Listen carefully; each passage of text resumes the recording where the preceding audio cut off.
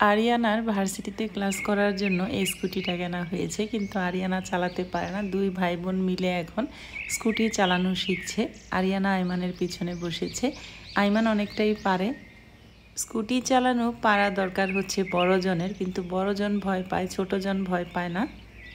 আজকে ছিল 7ই অক্টোবর, ওদের বাবার জন্মদিন। তো ওরা দুই ভাই বোন মিলে বাবাকে সারপ্রাইজ দিবে বলে একটা কেক আনতে যাচ্ছে।